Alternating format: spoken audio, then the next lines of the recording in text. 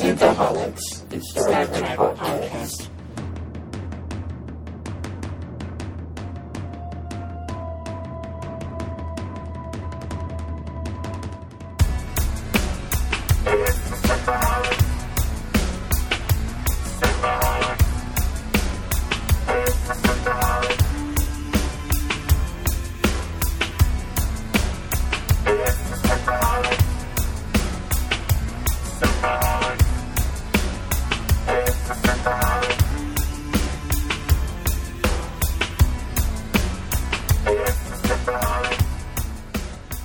Welcome to Synthaholics, your weekly shot of Star Trek. This is your host, David Duncan, and with me this week we've got Aaron O'Brien. Hello. Holly Michelle. Hi. And we got Guy Davis. It's been a long time since he's been here, really long time, but he used to be pretty regular. Welcome, Yeah, Guy. hello. Now he's eating the Raisin Bran. The brand is back. He's regular again. Woo! I know, totally. It was really miserable for a while there. Ugh. About a year of not being regular. That sucked.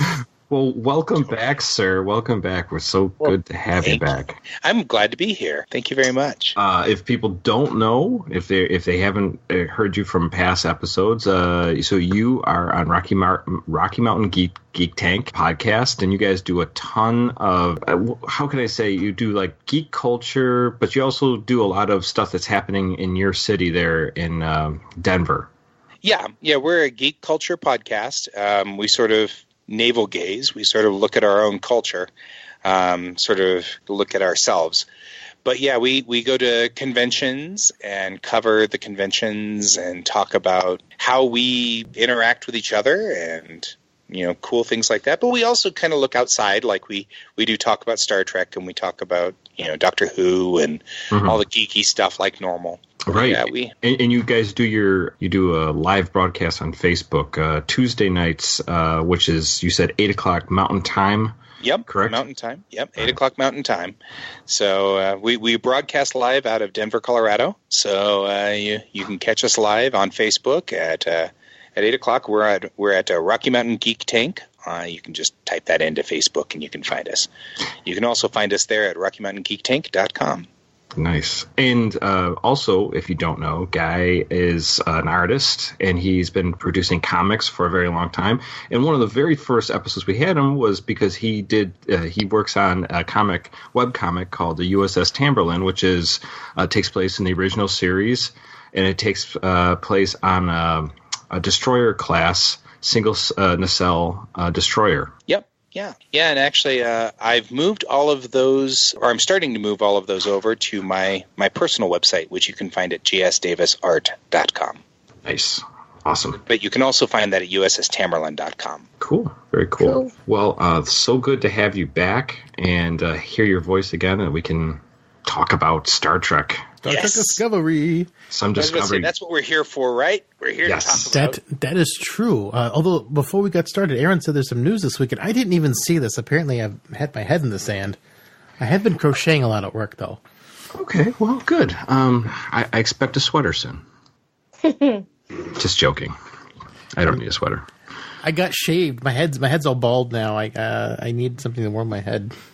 Did you? I lost almost all my hair. How'd you do that? You did. I didn't see any pictures of this. I tripped in a wood chipper. It looks nice. I haven't seen this picture yet, but okay. That's the old Dave Duncan. I haven't seen you. I'm ashamed. I'm ashamed of the new Dave Duncan. Oh, don't be. I liked my old hair, but I'm trying to get another job, so I'm trying to look presentable, I suppose. You got to do that sometimes. Well, if it helps, I saw a picture and you look very handsome. Oh, thank you. See, there you go. Don't feel bad. Yeah, Kaylee sent a picture. I think she sent the pictures to my mom too, because I haven't been proud of it to share anybody. Oh no! I know you were rocking the long hair forever, so yeah, that's got to be brutal. Yeah. It's a hard one. Well, it really does look nice. I promise. Well, thank you. Well, let's get on to this little news other than Dave's new haircut. Good thing this is an audio medium, right? He got the Picard. Give me the Picard. Yeah, it's like, give me the Picard. So we did get information on Star Trek new series Picard and its character breakdowns. So first of all, we got the director for, I believe, the first and maybe the second, but I didn't really say. It wasn't very clear, which is her name is Hanley Culpepper. I think it's Hanel. Hanel? Oh, thank you. Because she was a Discovery director. She did do Vaulting Ambitions, and what else did she do? Vaulting Ambitions is good. And The Red Angel. Yeah. So she did those. So she's moving over. She's got a lot of directing under her belt. So she's been directing a lot of TV. Yeah. So, so we got her as the director for the first episode, and then they gave some breakdowns of different characters. So, here are the characters, the names. There's Connie, there's Lawrence, there's Starton, Dr. Smith, Kabar, Indra, and Alina. Dr. Smith from Lost in Space. Danger! Yes. Danger! Exactly. I hope Gary Oldman plays him again. So, descriptions here. Connie is an African-American woman in early 30s. She's lost her husband and has a death warrant on her head from her home planet. She's Spock, in other words. And she is a mercenary pilot. Next, we have Lawrence, who's also in his 30s and described as someone with a dodgy moral compass. The character is a thief and will pilot the ship Picard takes on his mission. And then Starton is terrified of space and specializes in positronic brains. So data is replicated. Okay, so we've got more datas. And then we got next. We got Dr. Smith is a hologram who helps the crew and is programmed to be constantly learning, but never to become too self-aware. So we're never going to get the Doctor. Well, so he's going to be dumber than the Doctor? That's not good. He's an upgrade to the EMH. It sounds like a downgrade to me. Next is we have Kabar, which is a 17-year-old Romulan martial artist who's extremely devoted to Picard. I don't know what that means, but this is weird. We got a oh my god, we have a martial artist devoted to Picard. Picard Jitsu. He's named a martial art after Picard. Yeah, and is it going to be like the Pink Panther, where Picard walks into his quarters and he just jumps out and like attacks him to keep him like on his toes, like Kato? Kato is that? His name? Yeah, that would. Pink Panther movies? Yeah. The Pink Panthers when they would attack it. Yeah, that would be actually really funny. That would be awesome. He's a little Romulan guy. He's like so devoted to him, he'll attack him and surprise him to keep his guard up. Oh, those were great. When you just show up at home and his butler manservant would attack him constantly to keep him on his toes. I hope that's the Romulan. That'd be so great. He's got nowhere to go since his post 2009 movie. So Romulus is blown up. So he's taken in the Romulan to attack him. Right, and then we have Indra, who is smart but socially inept woman in her 20s, and then we have Tilly. You mean Tilly? Yeah, kind of. It sounds like they've cast another Tilly. It might be. And then Alina, a former intelligence officer with an abusive personality in her mid-40s to 50s. And that's what we get for the character breakdown. So no familiar characters. So Picard's not even going to be in it then. That's interesting. Well, I mean, obviously Picard's in there. Well, we already know. Yeah, but I think we know everything about Picard. No, I don't think he's in it. They didn't put him on the list. But Picard is no longer part of Starfleet when the show starts, and we have he's making a vineyard. He's tying back vines or grapevines, and then so it's a 10-episode first season, and like we said before, this has to do with the destruction of the Romulan Empire and the Prime Timeline. So that's what we know. Any thoughts? Sounds like it's trying to be Star Trek Renegades. All these characters sound really dodgy. And Renegades, there's also the hologram thing going on. It sounds like Renegades because, if you think about it, like Discovery is basically a homogenization of what was pitched as Captain Pike and Axanar, because you're dealing with the Klingon War in season 1, and now we're dealing with Captain Pike in season 2, all pre-TOS, which is very much like both of those two fan films wanted to be. And then it sounds like CBS is just trying to like, where did all the money go? Let's copy those things.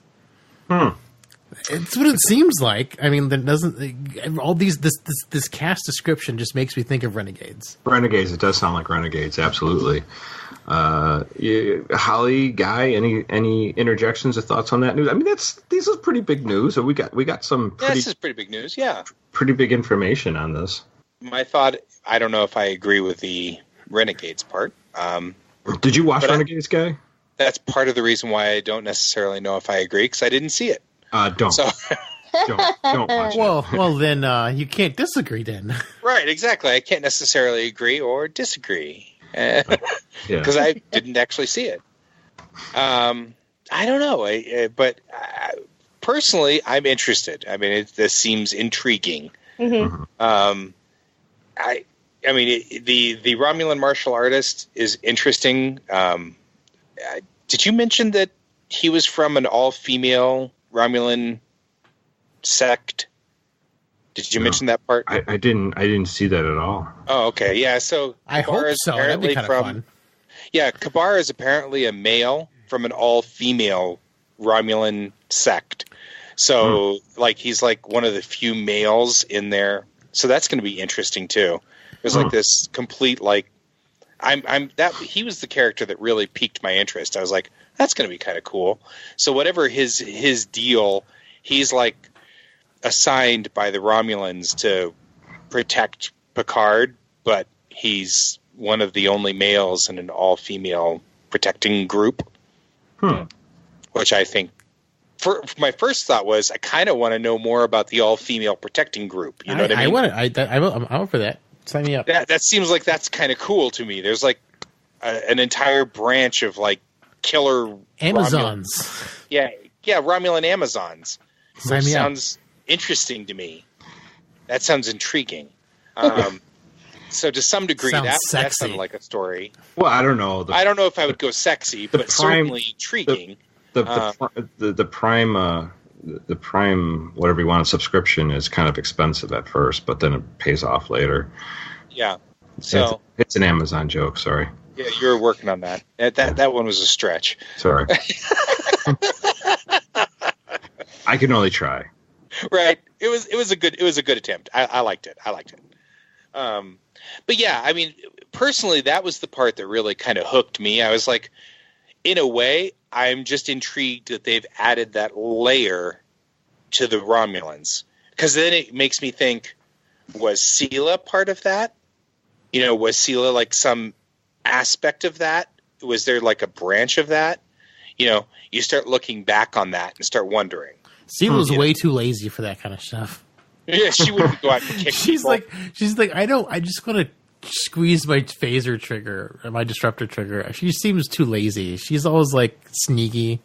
I don't know. Tal Shiar. I'm just going to be Tal Shiar. I want to see. Screw this, like beating people up thing. I just want to Tal Shiar it. Okay, can I just Tal Shiar? Well, it's just. I mean, like, I'm intrigued. How did Romulans invent a martial arts when they wear couches? How do you move? That is true. How do you move in a nimble martial arty way when you're wearing what Romulans wear? I'll tell you how it happens, Dave. You sit down on the couch, you think you're safe and cozy, but there's someone underneath you. It's a trap. You sat down on a Romulan.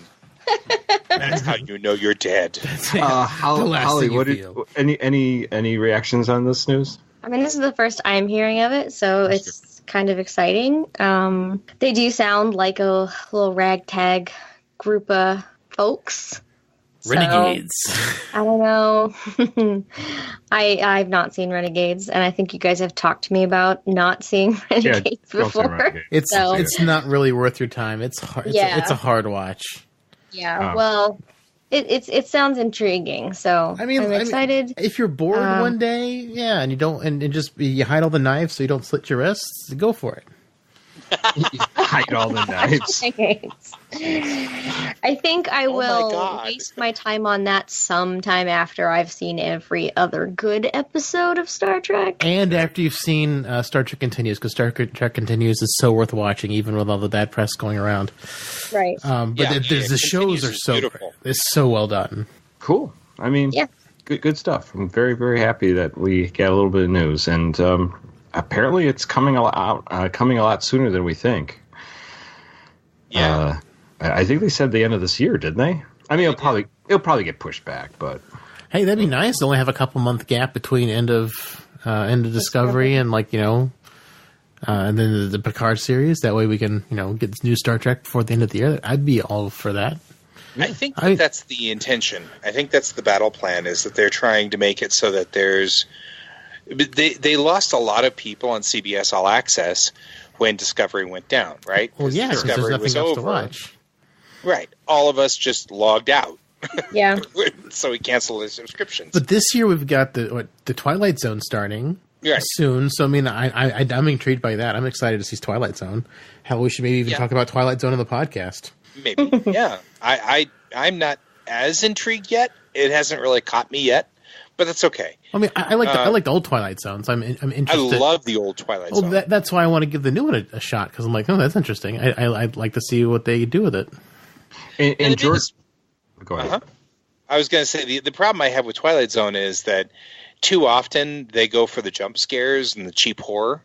When they try to remake Twilight Zone, and they don't go for the high level thinking that Rod Serling had. Right. And that's what I really liked about Twilight Zone, was the stuff that made you go, holy crap. I mean, even today, you watch some of those old 1950s, 1960s Twilight Zones, and you're like, damn. You're still like, damn. And it's like, it's not... It's not as heady as it used to be. I'm hoping for heady.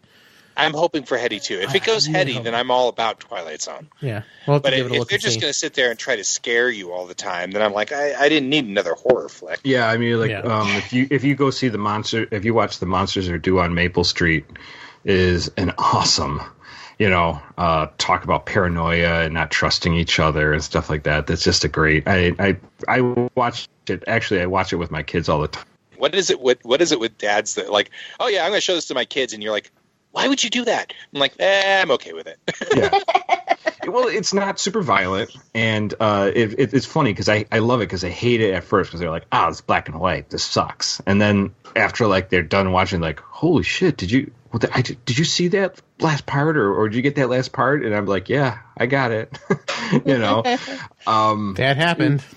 The other cool thing is with the new one is Jordan Peele's doing it, and if you haven't seen Get Out, that is a really fun movie. It's not necessarily a horror movie. It has horror aspects to it, but it's really fun, and it's really like a heady movie. And so if he can do something like that and I'm sure he's not the only one working on it. I'm sure he's got a whole writing crew with him, but I think it could be pretty good. Yeah. So I have some faith that he can do it right, but I'm going to let other people get in there first. I don't like to be jump scared. And so if I've got it, that's what Troy does, my co-host on Geek Tank. He'll watch stuff and then he'll be like, yeah, don't watch this. It's just full of jump scares. And I'll be like, oh, okay. See, that never bothered me, so I kind of like it. I mean, I don't like it if it's just all jump scares. I like it something a little cool story behind it too. But yeah, I don't like to be startled, so it's sort of a thing. I've got my brain's wired backwards or whatever. I don't know. Mm. So speaking of kids, my son loves the motion picture. Oh, really? That is the weirdest thing ever. Yeah, well, he's definitely your child. I know. Yeah, but I mean, he watched the motion picture and he's like, oh, that's probably my favorite one. And I'm like, well, okay, let's watch all the rest of them. And so he watched all of them. And yeah, okay, he agreed that Star Trek V was a little weak. But he was like, yeah, but I still like the motion picture. And I'm like, why? Okay. That's what I was like. I was like, I mean, okay, I'm a hardcore Trekkie. I'm always going to love the motion picture, but it's not my favorite. Yeah. It drags out way too long. That's like that phrase, I love you, but I don't have to like you right now. Yeah, exactly. Right. out of the mouths of babes. Weird. He's 9. He shouldn't have the attention span for that movie, but he does. That's definitely your DNA. I know.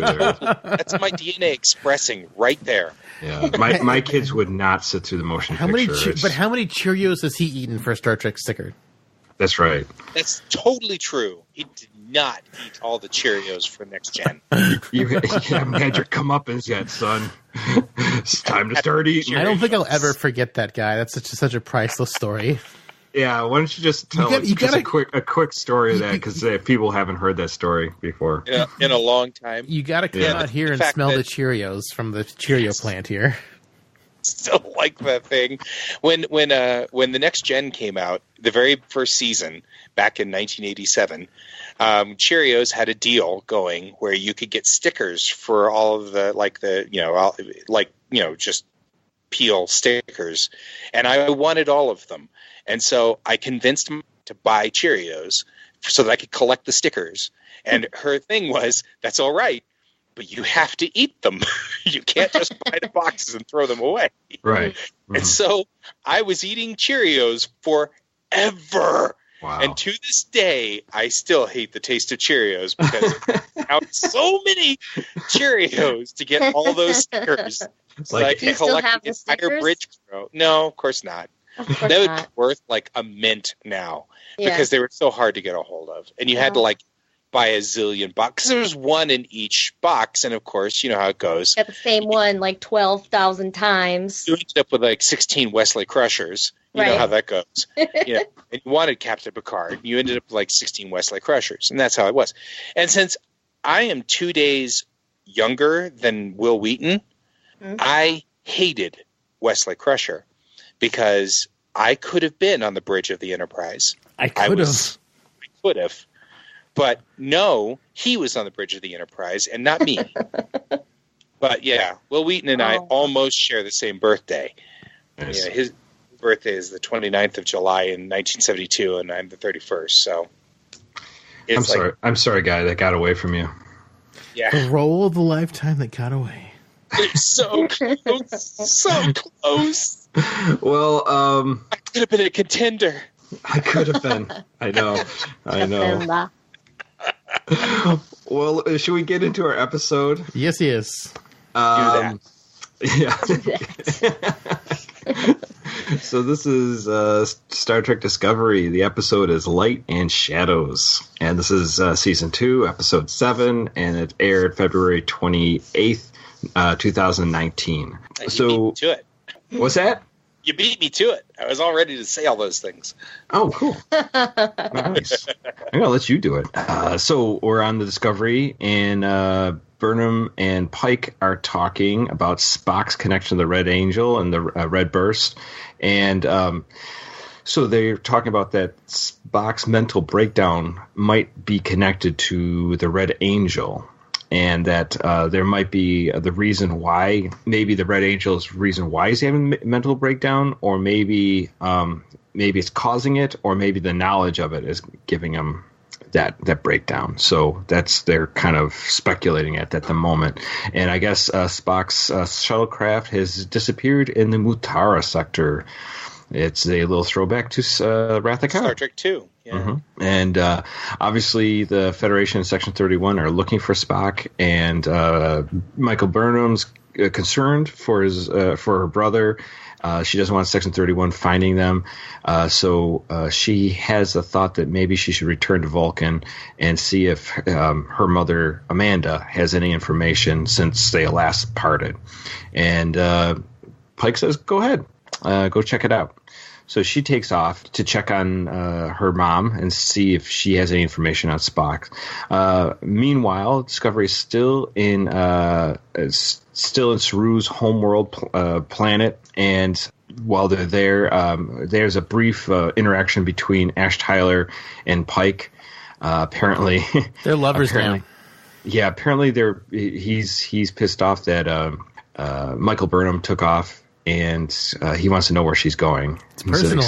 It's personal leave, private leave, personal leave. It's personal. I'm not going to let you know. And he's kind of pissed off at that. So they're having sort of the locking horns thing between the two. So while they're there in orbit, there is a opening of a time rift. So there's a spike in tachyons, and so there's a giant opening, and we see like a ghost or like a replay in Pike and Ash Tyler. And so they realize they're like in some kind of time rift, and so they back Discovery up. Yeah. And then they're going to they want to fire torpedoes into it, not torpedoes, but a probe into it. And but apparently they can't do it close enough, so I guess they got to use a shuttlecraft. And Pike's the best one qualified for some reason. Yes.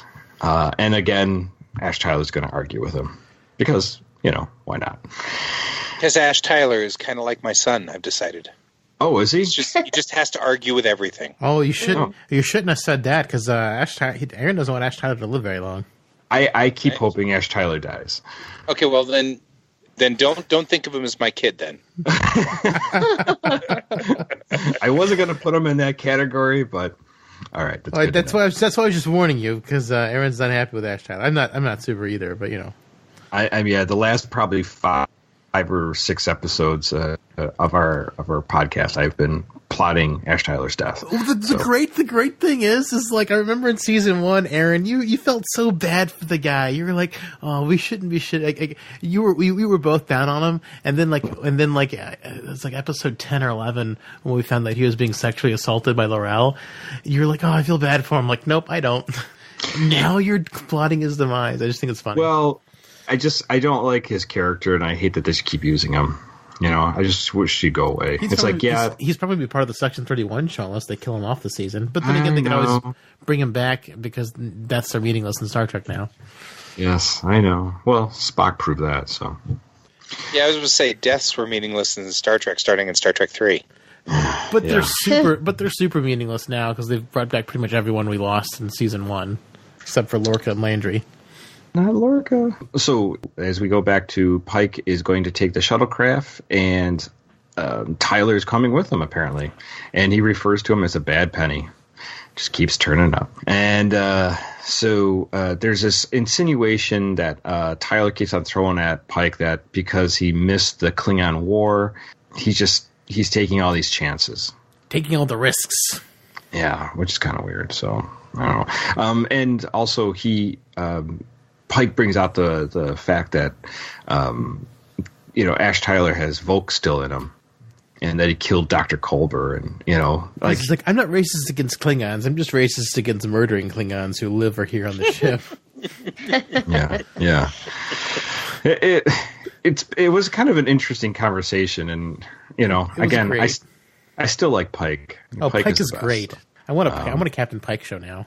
I do too. I so want a Captain Pike show. And now we jumped next. We get a jump to Vulcan, which it's raining. We've never seen rain on Vulcan, at least not to my knowledge. I've never seen rain on Vulcan. And she comes. Michael Burnham comes home to Sarek's home to visit Amanda, and she's kind of going through the home, and nobody's there to meet her, of course, because it's Vulcan. It's not logical to meet someone at the door. You'll find me when you find me. Exactly. What are you doing? Taking a shit? On the living room floor. That's where you do it in Vulcan. So she passes by a 3-dimensional chess set, and then she has this memory. Flashback. Yeah, when she's a child, and she has this fond memory of she's trying to do the Vulcan symbol, live long and prosper, and Spock is kind of like, why are you laughing? And he's like emotions confuse him, and it was interesting. And I, Holly, just so you know, I didn't hate the kid at that point. It wasn't then that he hated the kid. He wasn't. He wasn't as punchable in that scene. I will agree, he's not as punchable in that scene. When he hated him in what was it, Brother? Yeah, when he first showed up, we were just like, that kid. I couldn't stand him the first time I saw him. Yeah, just his face. We were like, ugh. God. I know. And that was my reaction. And Holly was like, he's just a kid. I go, I know. I know. Aaron and I are both monsters. It's fine. It's okay. We're all right with it. We've been called worse. Yes, I know. So we didn't hate him here. At least I didn't. And his face was way less punchable this time. I don't know what happened. All right. So when after that, Michael then finally meets up with her mother Amanda, and she's basically says Spock is still missing, but Sarek is there and he's meditating, and he's Aaron. It's pronounced eavesdropping. Oh, right. Is that, yeah, that's right. I guess technically, yeah. And he says that he's doing the Tok'mar, which I've never. Either that, or Sarek also gave Amanda a radioactive rock that could be tracked. Right. Maybe. Yeah, that's possible. That's very possible. So well, he was meditating. He wasn't sleeping. Yes, he was eavesdropping. But then again, she wasn't super smart. They were basically speaking with an earshot. Vulcans have big ears for a reason, right? Yeah, I mean, they hear everything. That's not just aesthetics, right? Yeah, that seemed. I think Spock's proved that more than once, actually, he could hear things. He actually has. I just think it was unwise that she just like she's not like, Michael, come here. They're just come here. Let's talk they about everything. Right in front of him. In front of Sarek. Don't tell Sarek this, but we're talking about things that we don't want Sarek to know about. Right in front of Sarek. Right in front. Try again, wife. Yeah. So the Tok'mar is a way to bring lost souls back home. So that's what he's trying to reach out to Spock. So why didn't Spock do that when he lost his big bear cat? I don't know. Maybe it only works on Vulcans. And again, where's Sybok?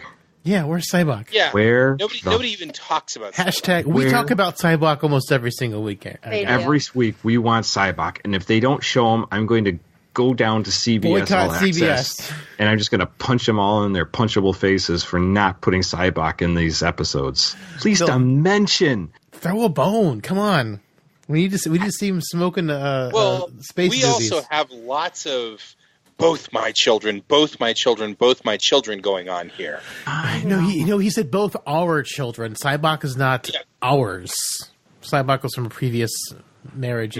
Full Vulcan. I just want him in Sarek's basement, listen to the Grateful Dead and smoking weed, like, yeah, Dad, I got Spock here. So I want to see Sybok too. They've got a giant house. Where's Sybok? Where's Sybok? He's just off camera every single time the camera's there. Like Amanda goes, "Would you like to see Sybok?" She's like, "No, it's all right." Oh, can I get a doobie from him? Yeah, that'd be cool. Yeah, I know, right? The next scene, she's smoking. Yeah. Oh God, I just hope he shows up. Please show up, especially with the Red Angels. The Red Angel, Maybe Sybok he is the Red Angel. Oh, there you go. Sybok's the Red Angel. All he wants is to share his pain. So when he fought with God, God sent him into the future, and he became the Red Angel, so he could go back in time and fix Michael and Spock's relationship because he was so sad and so bummed out that they were always fighting. Or whatever. Yeah, what they really needed is discovery, but then that means that what does God need with a starship? And there we go. Yes, very much so. So Amanda basically says that she doesn't. She's going to protect Spock at all costs, and that she doesn't want him arrested for murders he didn't commit. And so she keeps on saying that she hasn't seen him, and but Michael is not convinced, and he thinks that you know something. And somehow she breaks her down to show him to have Amanda show Michael where she's keeping Spock. She's keeping him in the Katra Stone Cave. The Katra Stone Cave. It's like the wine cellar. So how does Sybok not? How does Tuvok not believe in the Katra when they have freaking Katra stones all over freaking Vulcan? I don't know. I don't know what Tuvok's problem was. Tuvok had lots of really weird issues anyway. Yeah. I mean, honestly, it wasn't even really a canon thing. Tuvok was weird. I mean, like even in story, Tuvok kept doing things like, I have problems with Vulcan society because I don't know, I'm weird. I don't know, like something he weird. he doesn't know things. Like, he was alive during the time where Spock is given his Katra back from the body of McCoy. How does he believe it's a myth and doesn't know anything about it? He was alive during these events. Was he, I mean, I don't know much about him, but was he maybe on like a colony and not really He was on Vulcan? He was on the USS Excelsior. You know, Not born and raised? I mean, he was born on Vulcan. He had emotional problems as a child, and he got a hard on for an alien girl, and he got to go to the Vulcan monastery school to get his dick calmed. Oh, okay. Yep. It happens. But I mean, you end up with like T'Pol doing like weird things too. I mean, it's like T'Pol would like deny that there was time travel when faced with time travel, Right. like in her face. Like Archer is sitting there going, "We just traveled through time," and she's like, "Well, there's no real proof of that." Archer's like, "We just The Vulcan did it." Science She's Academy like, well, has there's not. still no proof of that. Well, she's like, the Vulcan Science Academy hasn't been able to prove time travel exists, so it doesn't. Right. I mean, so it's clear that Vulcans will sometimes deny stuff right up to... Again, Vulcans act a lot like my child. Deny stuff that happened right there. I swear I didn't do it, Dad. It's in your hand. It's in your hand. I didn't do it. But you're holding it. Oh. It's all over you. It was transported here by my friend. It was a prank. I didn't do it. I had nothing to do with it. My hands are big. Sorry. I didn't realize it was here. My hands are so big. All right. Well, from there we get. Amanda just says she says that Spock is not how Michael remembers him. So, and then we jump back to. You mean autistic? It's not how we remember Spock either, but you know. So we get. I have something to say about this, but we'll get there when we get there. So we get there when we get there. We get back to Saru's homeworld, Kamdanar, and the shuttle's leaving Discovery, and Pike and Tyler are flying, and I guess they've been.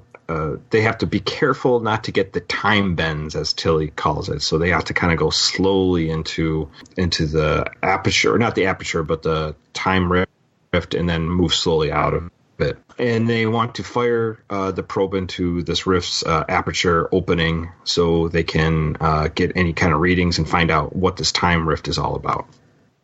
And from there, when they're flying in, Pike hears some screaming, and he sees him holding a phaser and shooting Ash Tyler. He's like, "This is my best dreams," and he's like, "I could live with that." Yeah, that's good for me. Like, kill Ash Tyler in a few minutes, that'd be great. Yeah, I thought it was kind of funny. Aaron was hoping for it too, and I just like how he just looked back and he was like, "All right, that's gonna happen."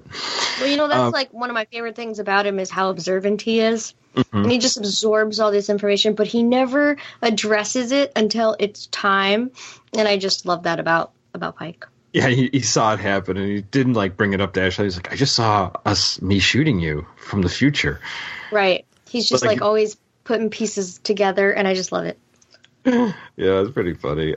So they're going into this time rift to fire the probe off, and this is when they start running into a whole bunch of problems with the rift. Apparently, what do they call it? A time tsunami? Did you say time tsunami? Is that what they called it? Yeah, time tsunami. Where we're just getting these like. Storms and waves that they're getting lost inside there, and they're losing contact with the shuttle, and they can't see it where it's going. Wasn't the tsunami mentioned just at the end of the episode? I don't remember what they were called at this point. Yeah, but it was just basically they're getting lost in this time rift. They called it like toilet waves swirling, or something. The water swirling down a toilet is what they called it. Yeah, yeah. One of Tilly's finer metaphors. Right. So actually, when it was they Stamets that gave that example, water circling a drain. So, but anyways, they can't get any readings from the shuttlecraft. They're getting lost, and I guess Tilly says they have only about 5 hours to live. So we got like a time limit. Radiation will kill them. Yeah, with radiation. So this is where Saru says, hey, when we had the Harry Mudd thing, remember Commander Stamets didn't seem to be affected by it. So maybe he can help with his tardigrade DNA. And so Tilly goes down to engineering to consult with him. And then we go back to Vulcan, and Amanda brings Michael to their underground basement, the wine cellar. And Spock is bearded, and he's muttering to himself, and he is not responsive to anybody. And he's talking basically the first doctrines of logic. That's what he keeps on repeating over and over again. And he keeps on saying the numbers 841947 over and over again. And he looks crazy. I think that's my phone number. Who's he trying to call? It's the same number on my luggage. I was going to say, that's the number some idiot would have on his luggage. 8675309. Turn the call. Call William Tarr 444-4444-444-888-8888. Right, exactly. So Amanda says, she's going to keep him there because she has diplomatic immunity because she's the ambassador's wife. And then Sarek shows up and he goes, unless the ambassador objects. Dun dun dun. So Sarek's back to being a dick again. So ambassador checks and Cheerios. Then we're back inside the rift, and they're still trying to get themselves reorientated, I guess is the best way to put it. And Pike just tells Tyler to vent the plasma from the nacelles, much like Spock did in Galileo 7. And Tyler's like, well, that's fuel we need. If we lose all that, we won't be able to get back. And Pike's like, well, that's a great way for us to be seen for where we are. And then this is where you get into the whole survivor's guilt of the war. How he keeps saying you're making stupid choices because you feel trying to make up for not fighting in the war. Right. And this is, and then Pike's basically like, you're not following orders, a direct order from me. And I will put you in the brig, and you'll get a court-martial. Does Section 31 have court-martials? I guess. I don't know. How much about Section 31 makes sense in the show? I have a weird side note on this. Sure. So that I was doing my drawing, and I was drawing over there on my desk, and just like I usually do, I just had random Star Trek playing, the original series, and I had just gone to any random episode on first season. Mm-hmm. And would you believe that Thursday when I was drawing, I had randomly watched Galileo 7?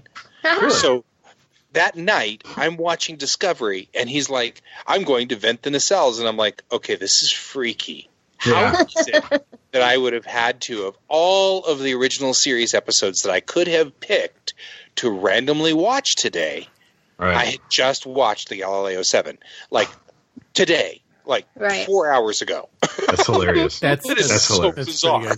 So cool, though. Yeah, my dad texted me. He actually seen the episode before I even started watching it. He was like telling me about the credits for the previews for next week, and he was telling me, "Oh, look, this Galileo 7 reference." And I'm like, "Okay, I haven't seen it yet, Dad." Thanks for ruining it. Thanks for not letting me figure that out myself. So when Stamets gets up to date with the situation, he uses the mycelium network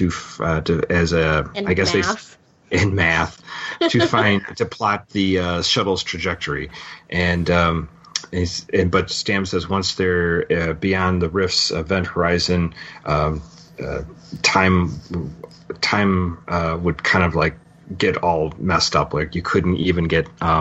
I couldn't even track them if they get too far in. Yeah, what do you say? Like a grain of sand in a hurricane being grabbed by tweezers. Yeah. So they got that. Then we go back to Vulcan, and we have the confrontation with Sarek and Amanda and Michael, and that he finally finds out that Spock's hanging out in the Katra Stone basement. Katra Stone warehouse. Get your Katra Stone here. And get your Katra Stones. Is it like a kidney stone? Is it hard to pass?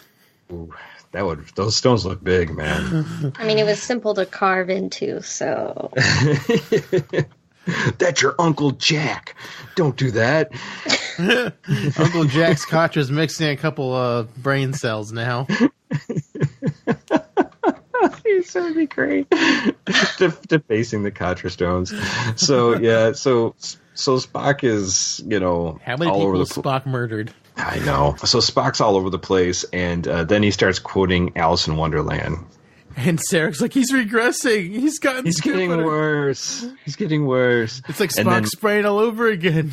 Apparently, this is the only book that Michael ever reads, because she's like, ooh, I know that one. I know that one. Only one Amanda ever reads either. I was going to say that's the only one Amanda ever read. She just read it over and over and over and over and over. I know, exactly. So at least she wasn't reading the Moby Dick all the time. That's true. Yes, that's right. So it basically says that Spock had a learning disability, and that she got from his mother, and I don't know. That's kind of a callback to Star Trek 2009. They're like, "Oh, you did well despite your disadvantage." What's that? Your human mother, of course. Right. Exactly. Although it does change the dialogue there. How do you mean? Because originally in 2009, that was just straight up racism, right? Because that was just, your disadvantage was that you happened to be half-blooded human. Now it's both. Now it's both racism and... now it's you happen to be disabled. Dyslexic. Dyslexic. It's like... because you're human. Right. Yeah. Right, but I mean, before it was straight up racism. So It was like, oh, you did well, even though you're a pathetic human. You can't possibly be awesome because you're a human and we're Vulcans, and that's the way it goes. So I don't know. It kind of takes a little bit away from their Vulcan high horsiness in 2009 by making him dyslexic. So in that sense, sort of there. It's still racist.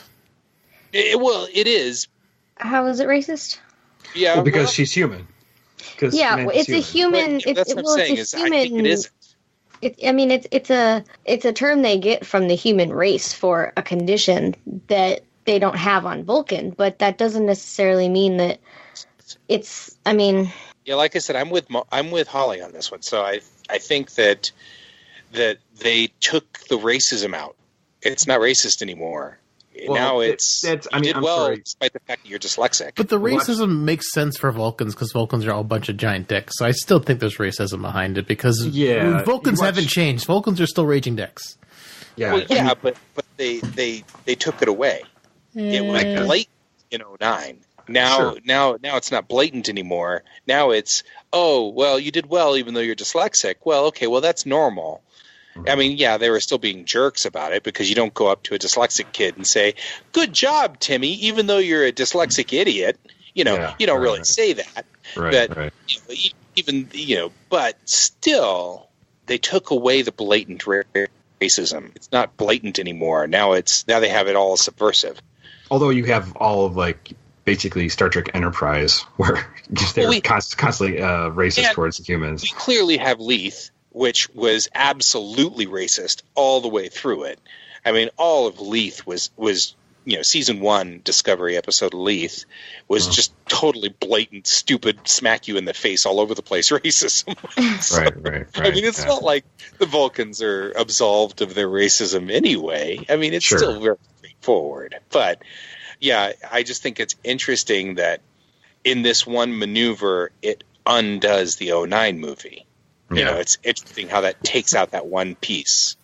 It's like, it's so weird how canon in Star Trek is like, well, it's two separate canons. Bunch of blocks right now. But, everything's like held up here and like pinned there, and it's so weird. You know what I mean? But still, the best line in the 2009 movies when he says "Live long and prosper," like "fuck you." It's so great. I love it so much. It is beautiful. Quinto's amazing. Yeah. It's beautiful. Okay, I'm sorry. Didn't mean to do that.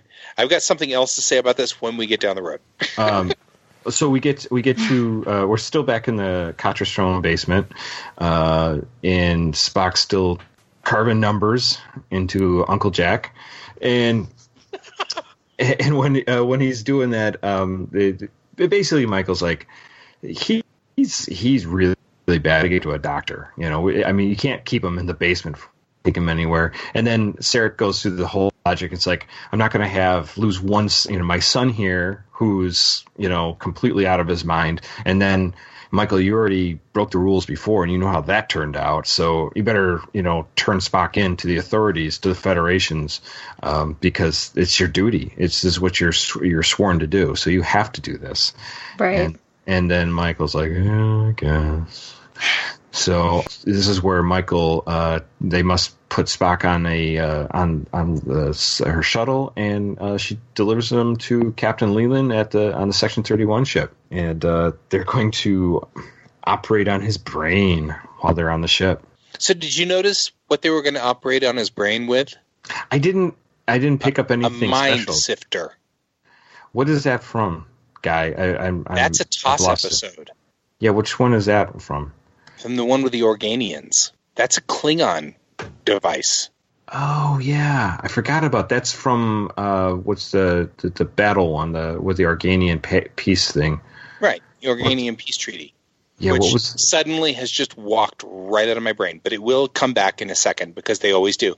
But that episode is, I mean, because I can see the entire episode's playing through my head right now. I just have to get past the teaser, and then I'll be able to see the opening credits, and then I'll be able to go through the opening scene, and I'll see the title, Patterns of Force. No, that's not it. Damn it. I'm going to have to look it up now, because I'm not going to wait. But that's a mind sifter. He even said it. Yeah, I think I heard mind sifter. It's Private Little War. Private Little War. No. Are you sure it's Private Little War? I thought it was. I thought that was the one with the Mugatu. Oh, yeah, you're right.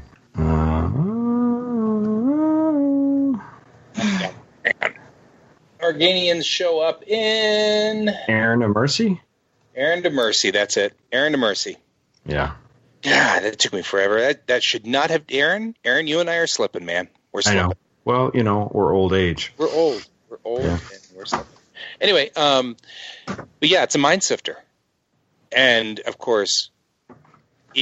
that's another one of those where the Trekkies have the edge, because I'll let you keep going, because I want to after you say this next part, we'll bring this back in. But that's a mind sifter. But that's a mind sifter. It's like a flower sifter. Sorry, I keep interjecting. I'm sorry, Aaron. No, it's fine. Absolutely, it's what we do. So, just in a side point, Sarek's voice when he says that they got to give Spock up to the authorities, he seems like he's going to cry. Do you guys pick up on that? Yeah.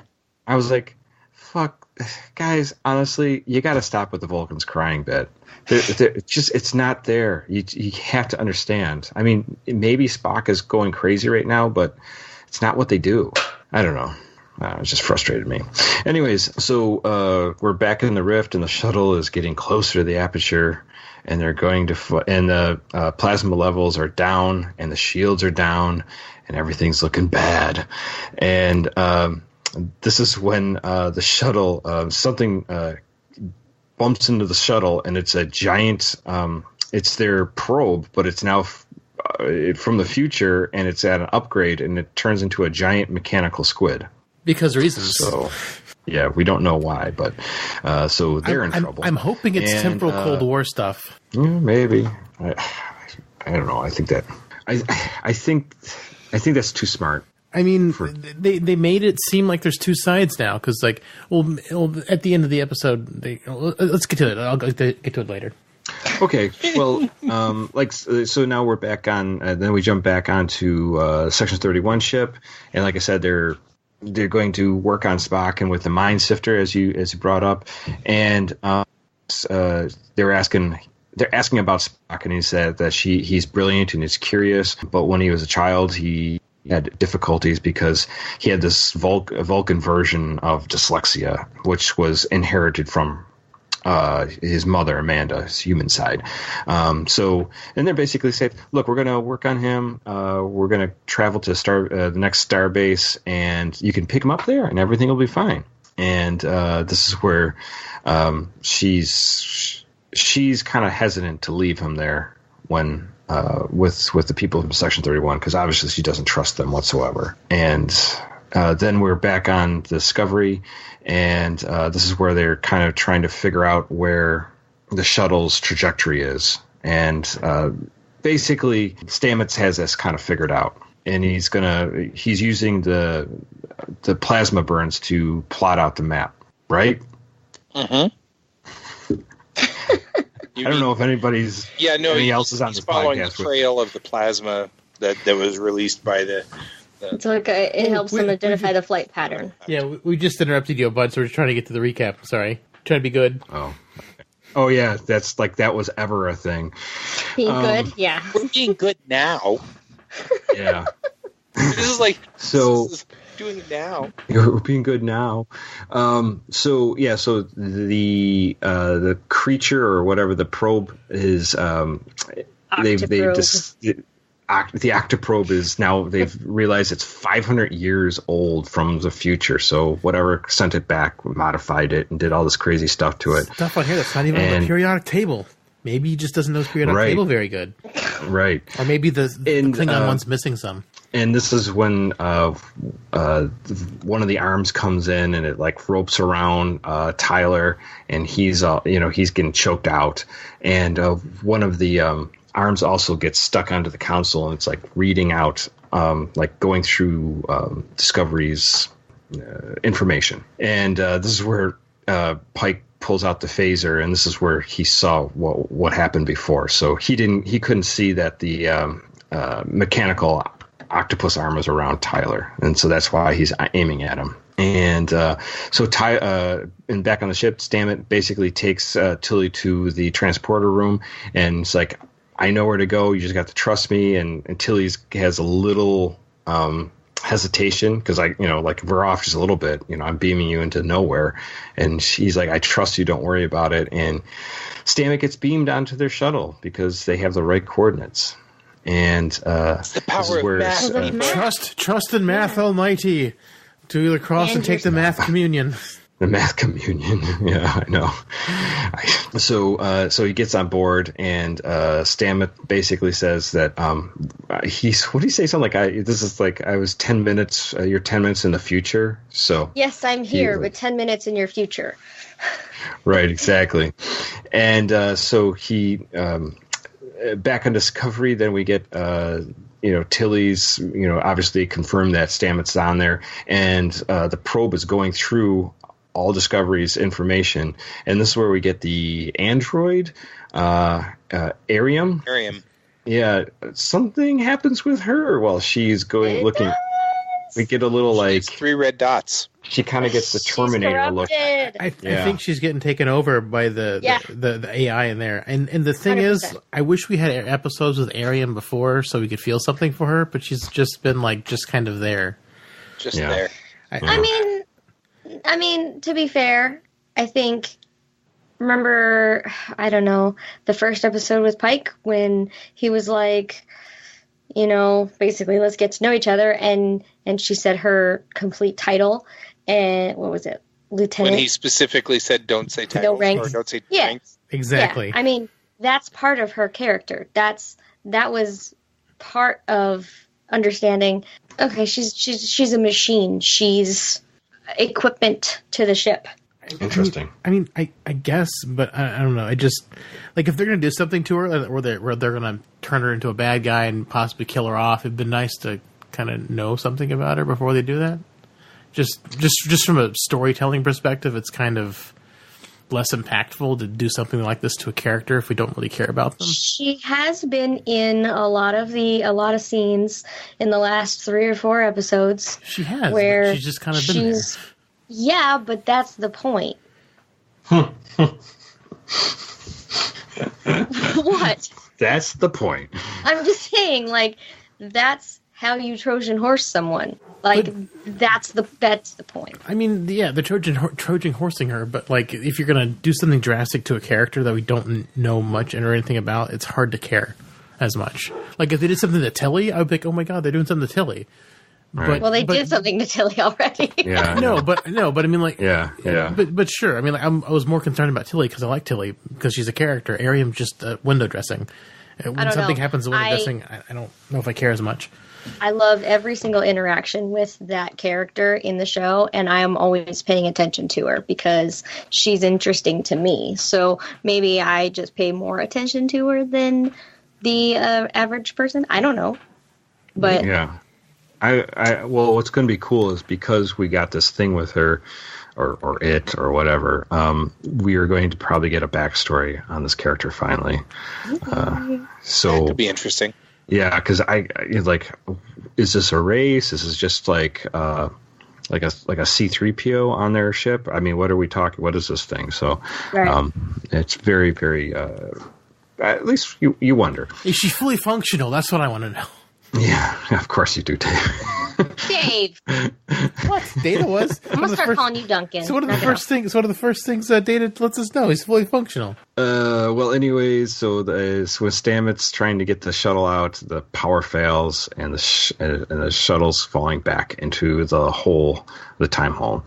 And then we get back to the Section 31 ship, and Giorgio stops Burnham and basically saying, "You can't leave Spock with them. The memory extractor will just destroy his mind." And so she sabotages the cameras so they can have this conversation. Right. And says, we're going to have a fight and you're going to try to knock me out, kind of thing. And so they stage a fight, and it was pretty fun. Right? There's a thing. Oh yeah, Michelle Yeoh's great. She's amazing. And I love everything about her. She's like, I'm going to make him look bad so I can look good. I'm like, well, if you're getting beat up, doesn't that make you look bad? What I didn't understand was how Michael liberating Spock was good for Michael. And she says that. She's like, looks good on you, looks bad on him, win-win. And I didn't understand how that would look good for Michael. Yeah, I'm not sure either. Yeah, because, well, no matter what, I guess the presumption is that Michael will take Spock away from Section 31 and return him to the proper authorities, I think is the idea. But isn't we know so little about this incarnation of Section 31 because it flies in the face of everything we know about Section 31. It seems like they should be the proper ones to have Spock, sort of. I don't know. Like it's very. Except that I would think that. Well, I mean, we all know that Cornwell's involved with this particular ship, so yeah, exactly. It's not like he can turn Spock over to Cornwell because that's not going to turn out well. It's so muddled because before they were a top secret organization, and now they're a public, openly known organization, and that doesn't make a lot of sense. So we're trying to refigure out what's going on with Section 31, and they're not really telling us. I don't understand. When we were dealing with Sloan, it's like Cisco had no idea what Sloan was talking about or who Sloan was. Right? Yeah. Section 31 was completely dark. But Cornwell's just hanging out on a Section 31 ship, which, by the way, I need the model of. I'm just saying. Because I love that ship. That's a really pretty ship. Anyway, but you're right. I don't know where that's. I think the win-win was just you get your brother back. I think that's the only win I can think of. Yeah, it didn't make any sense. I just wish I understood how Section 31, how they fit within Starfleet. Do they supersede everything Starfleet? Or do they work in conjunction with Starfleet? We don't... Right. It seems like they sort of work in conjunction, but we don't really... They haven't explicitly said. I mean, I don't know. They're spooks. That's what it is. They were more spooky in Deep Space Nine, which is why I love them. Oh yeah, no, they're very good. They're not spooky here. They're just kind of there here. I'm they're like cowboys. They just whip out their badge. I'm the sheriff in this part.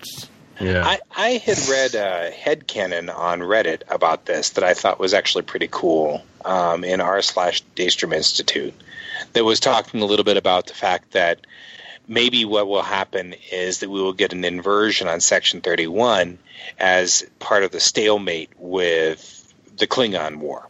Now that the Klingons have gone and straightened up and flown right. Once the Cold War ends, then as part of the deal that they broker with the Klingons, Section 31 has to be dissolved, which, of course, then it isn't really dissolved, but the Federation will pretend that they dissolved it. Mm. And so that explains why post Star Trek VI, Section 31 just doesn't exist anymore, or at least we don't hear from it. And then when it shows up again in Deep Space Nine, 100 years later, it shows up. 100 years later, everybody's like, "Section what?" Because that makes sense. Because it was part of that. That makes I like that headcanon. I'm like, I'll accept that headcanon. I mean, it's the most likely, but that still doesn't answer how they work with Starfleet in this day and age. Like, we don't know how their affiliation works, and hopefully the Section 31 show will tell us about how that is. They're like Black Ops for Starfleet. Well, and what was actually more interesting was hearing Cornwell actually say Article 14, Section 31, which was kind of cool, because that canonized, whatever you want to say. Don't they bring that up in Enterprise with Section 31? They bring they talk about that, like don't they talk about that, Dave? Didn't we go into that at some point? Section 31 exists prior to it being called Section 31 because Reed's part of Section 31, but or they're trying to recruit him or something. I don't know. Yeah, they're trying to recruit Archer into Section 31. Although they didn't say what they were called in Enterprise because the Federation hadn't been formed, therefore there's no Article 14 in Section 31. But this organization exists. They insert themselves into this Federation charter so they can be legal once the Federation is formed, but they're not specifically called Section 31. Although we all know they're Section 31 because that's what Section 31 evolved from, just because of they all wear black and they're covert and stuff like that. Nobody knows about them, like a covert operation is supposed to be. Mm-hmm. Right. Like, because Reed, I mean, it just totally changes what Reed is. Like, if you go back and rewatch Enterprise, it's like everything. He's like, is he doing this for Section 31? Like, what is his motive? Because he's been part of them, or covertly part of them for a long time, or tried to get away but didn't. It's interesting. Makes his character a lot more interesting looking back at older episodes. Guy, did you ever read in the Franz Joseph technical manual the Articles of Federation in Article 14? I didn't look it up. You want me to go look it up real quick? No, I have it right in front of me. Oh, okay. Do you want me to read it? Yes, please. Yes. It says, Article 14, subject to the provisions of Article 12, the Supreme Assembly may recommend measures for the peaceful adjustment of any situation, regardless of origin, which it deems likely to impair the general welfare or friendly relations among planets, including situations resulting from violations of the provisions of these articles of the Federation, setting forth the purpose and principles of the United Federation of Planets. So it's obviously vague, but it sounds that's what it's referring to. It's like it's Article 14 of the Franz Joseph Manual. If you got to fudge it, you got to fudge it. Because that's exactly what they were talking about. Was Article 14 is the one where it says, "Hey, just so you all know, we can suspend anything if we need to in case of a war." It's pretty much what Article 14 says. Pete Herr, last episode, was talking about Abraham Lincoln, suspended habeas corpus during Civil War. So, it makes sense.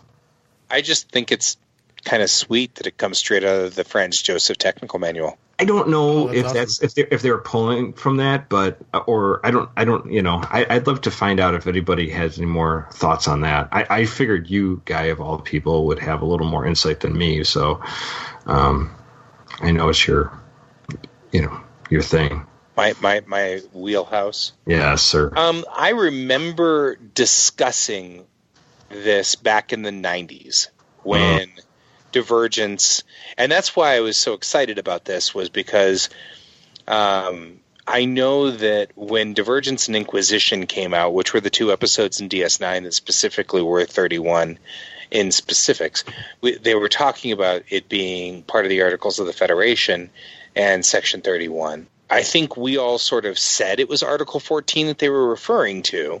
Mm-hmm, mm-hmm. And so we were talking about the Franz Joseph Technical Manual. Right. Being Article 14. Because there wasn't much out at that time other than a few other TNG stuff that came out. Right. So I'm now looking through Memory Alpha to see if Memory Alpha has something on it. Yeah, it really is very vague, if anything. So maybe Memory Beta, since Franz Joseph is not considered official canon. Right. Anyways, so just a thought. I mean, Section 31. I don't know. We all kind of. I remember that, like on the nets and stuff like that, we were talking a lot that it was Article 14 they were talking about from the manual, because that's the only place where we had the Articles of the Federation. Sure. Yeah.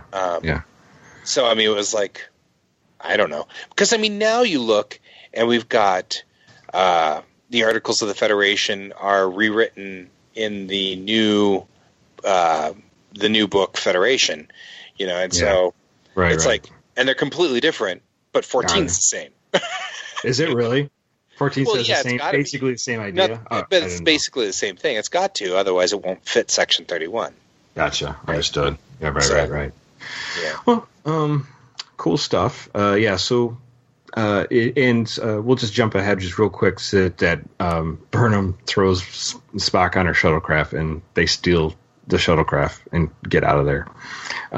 So, Dave, even on a Section 31 ship, you can steal your shuttlecraft. Shuttlecrafts can always be stolen. There's no locks on anything. What the hell, guys? Was that her? Was that like? Well, that was hers, her shuttle. though. Yeah, she I did. was gonna say, I don't think that it was technically stolen. No, she didn't steal away. But the fact that you can launch a shuttlecraft off a ship without any authorization from anywhere, you can just take it. Like it's like the keys. I don't know. It's the keys are always in the ignition. I mean, I would love to ask like a Navy pilot if you could just steal a plane, like an F-14 off. Well, I mean, if you think about it, the amount of effort to get an airplane off the deck of a carrier is insane. I know. I'm just saying, like, would that be? Could you do that? And they'd probably be like, no fucking way. I mean, she was told to leave, so I mean, maybe Giorgio set something up, but still, in all of Star Trek's shuttles can just leave whenever they want to. Children can take out shuttlecrafts whenever they want to. Oh, I know you're Coral about it. I just think that I don't know. This time she was, they were expecting her to leave, so I don't think it was. Yeah.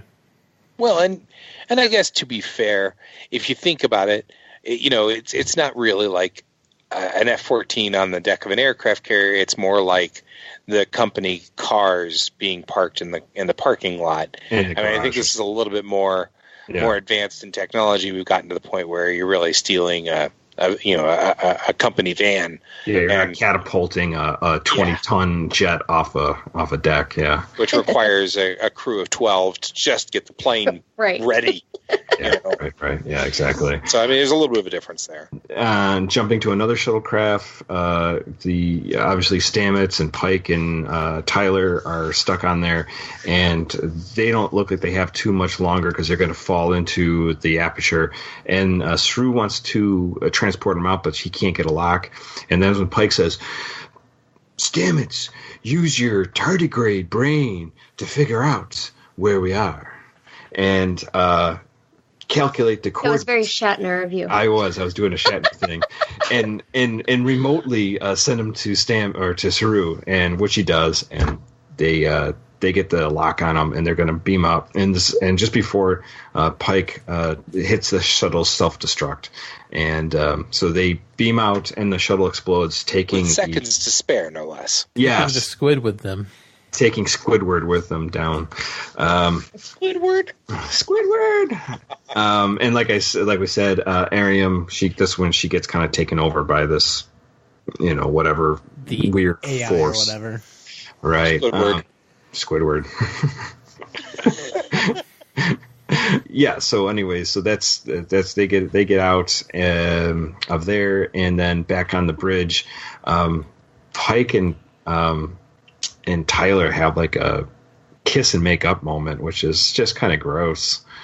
All the smooching is kind of gross. I really didn't like it. Did you have to use your tongue, Tyler? Yeah, he did. Yeah. He hasn't got any from Michael. I felt that it was noble of Pike to admit that he was being Hated it. prejudiced, and I agree. Actually, I thought it was good. I did not. I was like, I'd be Pike. Because I'd you be like, hate Tyler. I know, Tyler. Go to the airlock and open it, will you? Let yourself out, please. Here's the thing about Pike that I'm really enjoying as far as character goes. He established this right off in the beginning when he said, there's my F in astrophysics. He is totally willing to admit a mistake. And he's trying to establish, and they've been trying to establish this from the beginning, that he's the kind of captain that, unlike every other captain that we've ever had in Starfleet, he's the kind of captain who goes, you know what? I think I don't know what I'm doing right now. Help me out, guys. Right. And they've been trying really hard to kind of put that forward and put him as being very human. And so, despite the fact that you don't like the fact that he's backing down to Tyler, I do agree with Holly. I like the fact that he was willing to go, hey, okay, maybe I was wrong. Yeah. Because that seems like that fits his character. He's very big on, hey, I'm screwed up here. Somebody else get in here and help me out. Yeah. He's big on that. I like the character of Captain Pike, so I agree with you and Holly, but I also agree with Aaron because it's kind of fun to shit on Tyler. So he's taking the wind out of my sails whenever he's being nice to Tyler. So it's like I appreciate Pike for being awesome, but it's like, oh, come on, keep shitting on Tyler. You're shitting on Tyler lines are great. Yeah. Well, anyway, so funny. It is, I guess, but so we get that, and then Michael is hiding from Leland in the Section 31 ships, and she's like basically doing a Millennium Falcon thing on an asteroid, hiding out, and they pass on, not finding them, and this is where Burnham realizes because he's dyslexic, he's reversing the number order. I think she actually mentioned it when she was alone somewhere. Yeah, she did, yeah. It was a mirror. She's like, what are you seeing? And then, was it in this scene? Yeah. Well, no, it wasn't this scene, but it was because she talks about the looking glass. She recites, she recites Alice in Wonderland back to him, and she's like, what are you seeing in the looking glass? And then she's like, oh my God, it's backwards. Okay, yeah, you're right. It's the scene. Exactly. So pardon my interruption. No, it's cool. And then when she punches in those coordinates, when they has the computer to search for it, it is Talos 4. So and there's no warning sign that says you can't go there on the computer screen, which I thought was strange. Yeah, I know. Should be. Yeah, exactly. No fly zone. No fly zone. For those of us who are uneducated on Talos, what, 5, 4, 2, 3, 4? 4, 3, 2, 1. Why don't you tell me why there should be a no fly? It's got the only death penalty in the Federation. So Talos 4 is filled with these people with immense telepathic abilities. Brains. They can make you see anything. Right. So you don't know what's real and what's not. Right. And so if you watch the Cage, the first original series episode, it's the pilot before they made Captain Kirk. Pike was in charge, and you'll see that whole story. Or you could watch where the Menagerie Part 1 and 2, where Spock steals the Enterprise from Kirk and to rescue or help Christopher Pike. So either one, you could interchangeable, but you get if you watch it, you'd get the whole lowdown on Talos 4. So we're taking place. This episode is going to take place only a few years, because that was 2254.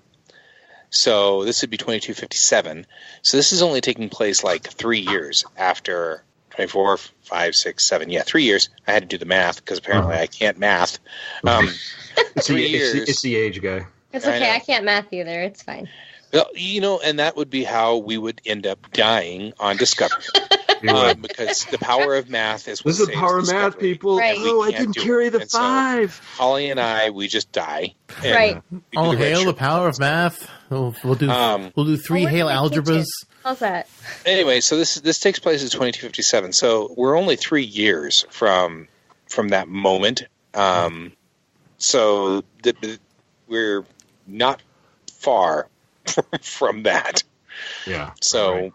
we're not far down the road from Pike's little adventure on Talos 4. Which does explain, though, why Spock wants to go back there, or at least is implying to go back there. They can read his mind for everyone. Just so that everybody can understand what he's saying. But here's another thing that's interesting. So I noticed you kind of chuckled about his dyslexia. So I was thinking about this. First of all, I'll give a little backstory here. I, too, had dyslexia when I was a kid. Me too. And me also. I put the sexy in dyslexia. Anyway. Did you? I put the rexia. Yeah, exactly. But my way of getting over dyslexia was to literally put all of my reading power into my visual memory, my visual center of my brain. Yeah. Which means that I have this one stupid human trick that I can do now, which is I can read any direction, including upside down in a mirror. Yeah. And I can read just as fast upside down in a mirror as I can read right side up forward. And it makes my stepmom, she loves that. She thinks that's the funniest thing she's ever seen because she works with children who have autistic disorder, autistic spectrum kids. That's what she does for a living. And so she's like, I can't believe that's what your brain decided to do to fix dyslexia. It's funny. It's really cool. I can do something similar to that too, and my kids think it's hilarious that I can read like that. Yeah, it's funny. And my only way is, I think it's similar to yours. Is I really had to take a lot of years and force myself to focus on the letters and everything. So And I think that's because you and I are from roughly the same era when they were like, dyslexia, that's not a thing. You two just need to learn to read. Stop being slackers. Yeah, you you fucking idiots. Yeah, exactly. It was, we were just obviously idiots instead of... Or and so they just... Sorry, go ahead. No, I was just going to say, instead of just... So we were forced to come up with an alternate pathway. Some way to cope with it. Yeah, some way to cope with it, which I keep wondering how much more of my visual cortex could I have used for something else. Mm-hmm. True. Absolutely. Instead of how much of my visual cortex is used to take snapshots of words, which is what really it's using right now.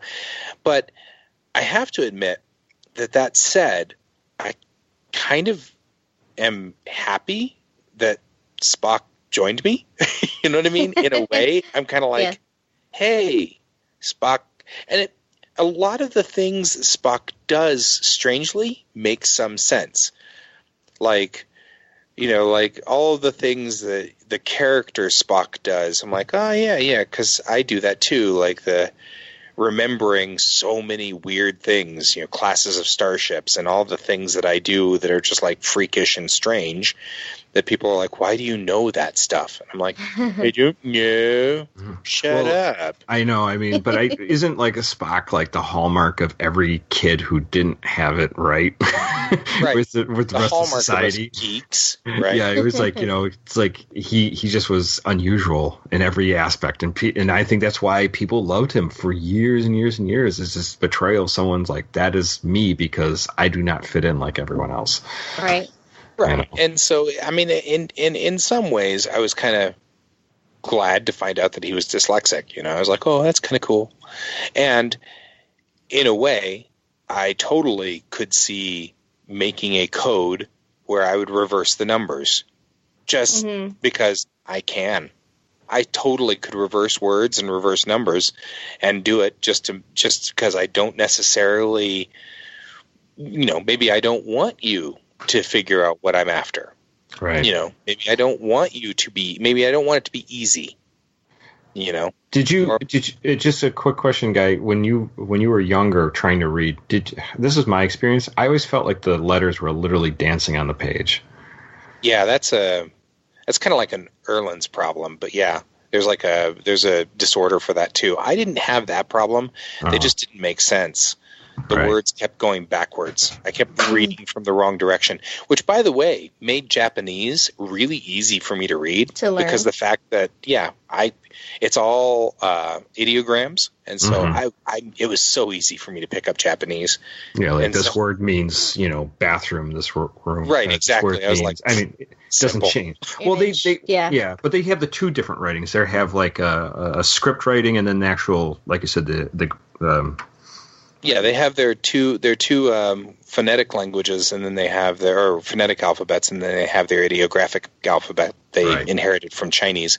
But they also read from top to bottom and right to left instead of left to right. Or they might just go the other direction to conform to us just because 1945. So, so it's like you could get documents that were going either direction. Gotcha. And that was like really hard for everybody, but not hard for me at all. Because I can read that direction. Sure. Doesn't matter to me. I just needed to cue in where you wanted me to start reading. Right. So, cool. It was kind of interesting. Anything else that you want to talk about this episode, guys, since we're at the end of it? No, I mean, yes. I mean, like, there's all kinds of stuff to talk about in this episode. This episode is packed full of cool stuff. Did you like this episode? So this episode, the two episodes that have the word light in it, I felt like this is suffering from the A-B problem that we're having with Star Trek. And I don't know if I'm getting spoiled by Orville, and I think I might be. But I feel like we're getting unnecessary B plots.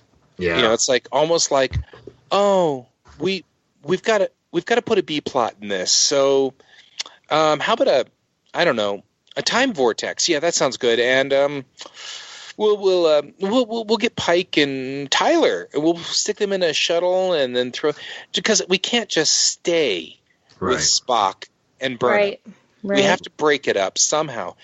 And I was just thinking about this, and I'm like, I don't know if maybe I'm getting spoiled by Orville, because when you have like a happy refrain of the episode of Orville, a happy refrain, and you compare that to Data's Day, and you look at them because they're roughly the same plot, but of course Data's Day had an A-B plot where it had a secondary plot that they were running through and all this stuff, and you feel like Data's Day didn't flesh out the relationship between the two characters like a happy refrain managed to, because a happy refrain just stayed with the A plot and just hammered it down.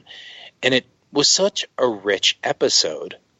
And now I'm sitting here going, gosh, wouldn't it have been nice if Discovery had just stayed on Vulcan and just stayed there? Yeah, and didn't have to go back and mess with Pike. I mean, it's not like the episode pieces with Pike and, I mean, despite your feelings of Tyler. Sure. I mean, it was good development for Pike. I don't think we got a whole lot out of Tyler, but we got some good development out of Pike. But and of course the obvious evolution that we're going to get out of Arium. But for the most part, I kind of felt like we had sort of like everybody's on contract for all the actors on Discovery's bridge, so why don't we just make a B plot and throw that in here? Which I don't know. I mean, do you feel that way? I don't know. I mean, other than probably what's going to happen with Arium in the future, I guess we'll see what happens with her. Obviously that they'll play into the future, but it seemed kind of pointless unless there's something more that comes later on in the story. Well, we're obviously setting that up. I mean, I'm hoping it's temporal Cold War, because they've always been associated the Red Angel as being this thing of good, and now they're at the end. Pike is questioning it because Section 31 has been saying, well, maybe the Red Angel isn't good.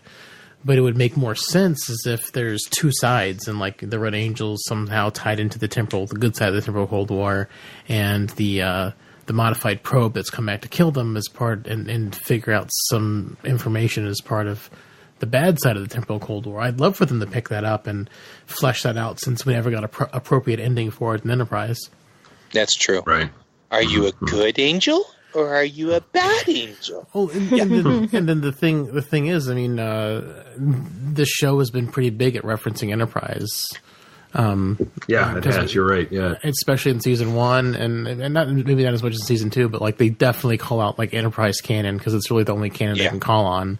So I mean, it would make sense if they start bringing more Enterprise canon into this. And I'd love for that to be the case, but I definitely think Holly is right. I'm pretty sure the Red Angel's got to be Michael, because there's no one else is logical unless it's some surprise character. But I think I actually at this point, wanted to say something, but go ahead, finish. Oh, I was just gonna say I'm pretty sure the Red Angel's gonna be Michael. Like last week, I wasn't prepared, but I've talked with people this week just on Facebook and whatnot, and I would say it's either Spock or Michael. I really hope it's not Spock. And I don't really want it to be Michael either, but I think it's most logical for it to be Michael, for her involvement with Saru to go back and help his people. So everything is very motivated. It's very Michael motivated, it seems like. So all the things it's doing make sense in that light. So, and it also keeps Michael the center of the show because it's the Michael Burnham show and not really Star Trek Discovery. So who knows? But that's kind of my thought on the Red Angel, and I'm hoping we get some temporal Cold War stuff happening. What are you thinking, Holly? Well, so, Guy, I don't know if, I think it was 2 or 3 episodes ago, Pike was looking at the drawings from Spock's, for lack of a better word, diary. Right. And I have been comparing all of the depictions of the Red Angel to the episodes and trying to figure out which angel goes with which anomaly and all that crap. And I know, if you look at them, it looks like the very end, the Red Angel's going to die. There's a drawing of of the angel face down, and something big is happening. But I feel like the upgraded tech may be a little bit of foreshadowing for Ariam. Maybe she becomes the angel because the tech is so advanced, but it's this exoskeleton kind of suit. This was the first time that I was like, oh, maybe it's not Michael. So I don't know. That's the only thing I was thinking with that when you were talking, Dave, because I don't know. I can't figure out, what these last 3 images of these angels are telling. Like, what are they telling us? So I need to see this episode at least one more time to really pull that through. I need to see that's an interesting thought. I never even considered that. I like that theory. I mean, I think it'd be fun if it was Ariam, but it's not the Ariam show. It's the Michael Burnham show. So because Star Trek Discovery doesn't really do anything that's too surprising, the Ariam thing would be too surprising, I think, for it to be real. I mean, it would be cool if I was wrong and they do surprise me. I'd love that to happen. But this show is so Michael centric. The Red Angel almost has to be Michael because the show is so Michael centric. Well, let me throw something out there because I had thought, what if it's Kraft? What's Kraft? The guy who got caught up in that sex ring? Yes. Yeah. That was totally him. Yeah, from the Patriots? Yeah, the Patriots guy. Yes, the Patriots That's guy. what I thought you were talking about. No, from the short treks. Oh, the Calypso dude? Yeah, Calypso. Oh. And I'm not sure how it fits or why, but we know that that's 1,000 years in the future. We know that we've got a time travel of some sort going on here. And, that kind of, what I mean? I'm kind of, that's sort of what I don't know how that fits in, but I'm wondering if it has something to do with the short treks. I hope not. I mean, I do, and I don't. I'd like. I really don't want it to be that. He hated all of the short treks, pretty except much. for Harry Mudd's. Mudd's was fun. No, the only thing I was going to say is the Red Angel. Definitely, when I got to look at from what Drew saw, those look like childbearing hips. So I'm going to say it looked like a female. Definitely. I thought it was female too, but I do know that if you've got a guy who's in really good shape, he could definitely have pretty serious hips. Now, I don't know, like I'm not banking so much on the images in Spock's little diary, but I can send you I sent you a black and white one, but in the colored one, it looks like it has very flowing hair in a few of the images, yeah. Yeah. Well, interesting. The reason I hope and don't hope it's the short tracks. I kind of hope it's not the short tracks because the theory I've been reading about is that they think maybe it's the AI from the Discovery that became advanced and went back in time, and I don't really like that idea. Well, that would be Arium, right? No, Arium's not the Discovery AI. It's the computer. I mean, it's two separate things. I guess the computer. I think it's Tilly. It's Tilly. Oh, it would be fun if it was Tilly. I think it's Tilly. I got this feeling it's Tilly. Questions. Yeah. How do I connect Bluetooth? Okay, somebody's AI. triggering. Yeah, somebody's triggering. My Alexa responds to computer. So yeah, so does mine. Oh, cool. We have to not say the C word around this household. Nice. Yeah, but and I hope it does. I hope it does, so they tie in. But I hope it doesn't because I really didn't like the idea of it. Yeah. So I'm torn. I'm betting on Michael. Yeah. How about? Oh, go ahead. No, go ahead. I was just going to toss it to Aaron and get his thoughts on the episode. Oh, got you. It was a fun episode. I think Guy's a little right. The shuttle with Tyler and Pike and Ash was a little like, meh, I'm interested to see where that probe comes from and if that means anything. 500 years in the future, so that's kind of well outside the range of any Star Trek that we know. It could be the temporal Cold War time, though. It could be. I can't remember exactly where they came from. Yeah, and that episode is Point of Light, by the way, for those of you who are wondering what I'm referring to. The other one that feels like it's all screwed up and A-B plot is Point of Light, right. Episode 3. That's the one where we get to Laurel and have the baby and all that stuff. Right. Gotcha. What was I going to say? But, a couple of things that just, Sarek almost crying. I'm like, I'm sorry. This is Sarek we're talking about. I mean, right. If you watch any of Sarek from the original series and onto the movies, besides when he gets the disease where he starts getting the emotional breakdowns, Sarek was not an emotional guy. So. Isn't there with Vulcans, they are either emotionless or heavy in emotion? They do have emotion, but they've used logic to suppress their emotion. Right. So him getting choked up over Spock and Michael getting all fucked up because of... I just was kind of like, it just doesn't... I don't know. I just have a hard time with it. Yeah. I have a hard time that it's constantly these new writers are just having an issue with writing for Vulcans. It really frustrates me. Mm-hmm.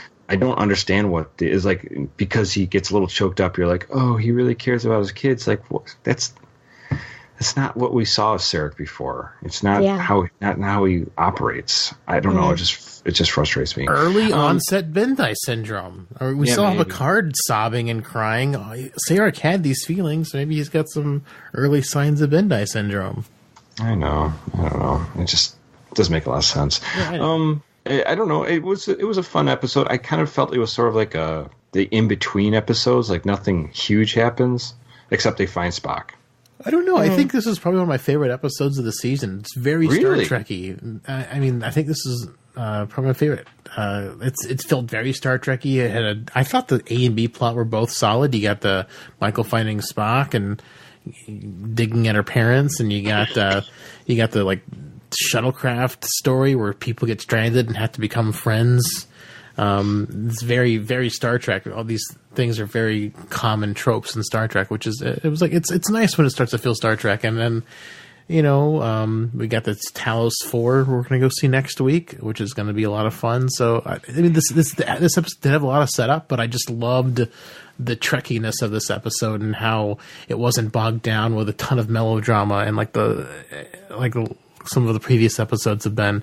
So I've been really digging this one, and I'm excited to see where we're heading next week with Telosia. It's so funny because I kind of feel the complete opposite. I feel like the plots were kind of obviously working us towards something, but when you're watching it, it felt disjointed. You were so focused on what was happening, and then all of a sudden ripped away to something completely different. Yeah. And the experience was like, oh God, we're back at this plot. Okay. It's like cold, hot. Yeah, hot, exactly. For me, the editing issues I had with the episode were when Michael gets home at first and the lines keep repeating. I thought my CBS All Access was spazzing out. Because everything kept getting mirrored. You hear the same line over and over and over again. I'm like, why are they doing this? That's literally foreshadowing. That's my only complaint about the episode. Really, is a really weird editing choice there. Mm. Yeah. I real quickly just want to make for the record that the anthropologists that head back in time are from 2769, which would be 500 years in the future. Oh. So the cold front temporal anthropologists are in fact from 2769.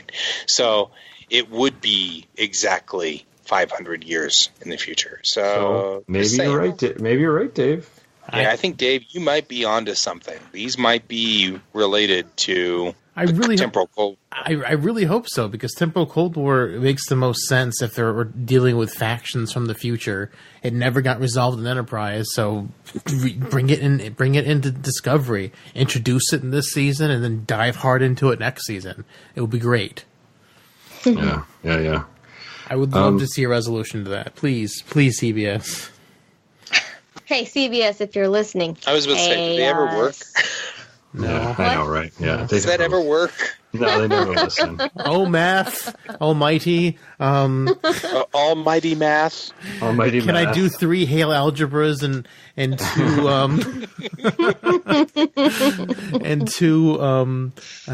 2 geometry maths just to get this? I mean, what do I need to get the more temporal Cold War maths? Oh, God. Unfortunately, I think all these shows have been written and produced pretty much. So you're gonna get what they get. Yeah, I know. And you don't throw a fit. Yeah, that's right. I'll throw a fit anyway. We're already rolled off on this one. Right. Well, anything else we want to talk about for this episode? I mean, it's not a bad episode. I don't hate this episode. I just think it's one of the. I mean, the thing about Discovery that I'm enjoying is even when they're not hitting on all cylinders, it's still better. And in general, I still feel like the Discovery episodes are far better than, say, If Wishes Were Horses from Deep Space Nine or The Naked Now. You know what I mean?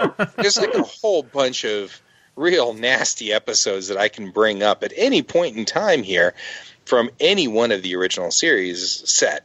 Mm-hmm. And I still feel like Discovery's still doing better than those. So even the quote-unquote bad episodes where I'm not that happy with them are still much better than the average lousy episode from the originals.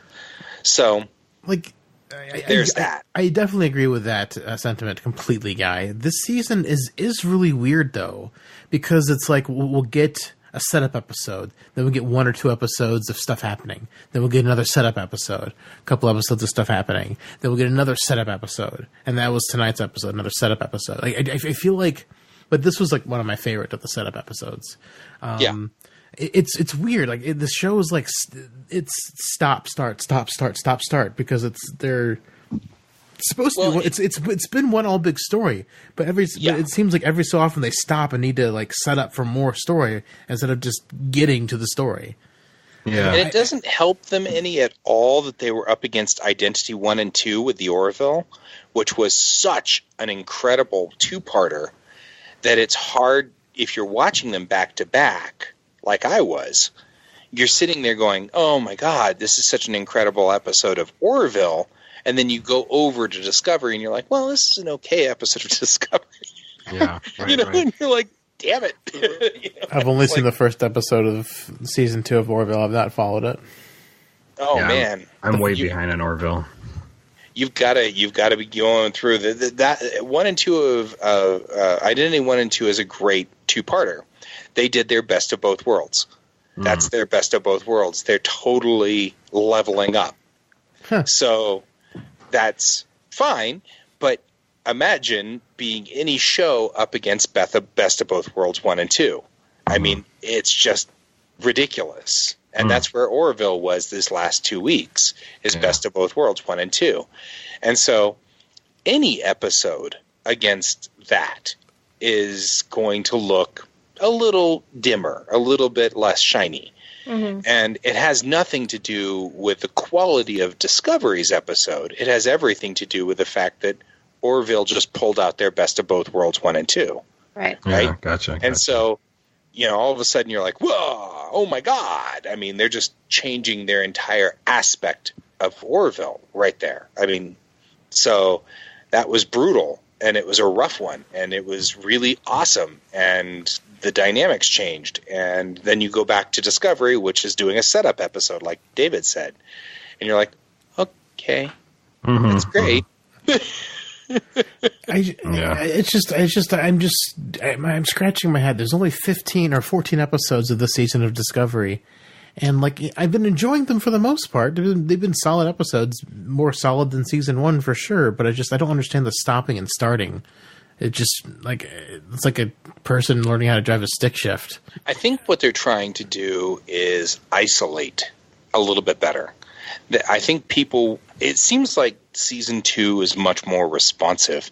Like they're responding to the fans' backlash, which really kind of saddens me a little, because I almost was like, let the fans whine. They're going to whine. We did. I'm old enough, like we said at the beginning of this podcast, I was 14 when Next Gen came out. So it's not like it was in my distant past. I remember it clearly. I remember sitting on the couch. I can remember turning on the TV and hitting record on the VCR. I think I still have the VHS tape somewhere in a box of the first recording of Encounter at Farpoint. So I've been here long enough. I hated Next Gen. I really did. It was nothing like TOS, and I didn't like it at all. And it took me time before I started to warm up to Next Gen. Then I hated Deep Space Nine because it was Babylon 5 clone, and I hated it. And then I hated Voyager because it was Battlestar Galactica clone. And then I hated Enterprise because they screwed up canon. And now I love all of them, right? But it took me time, and I had to really...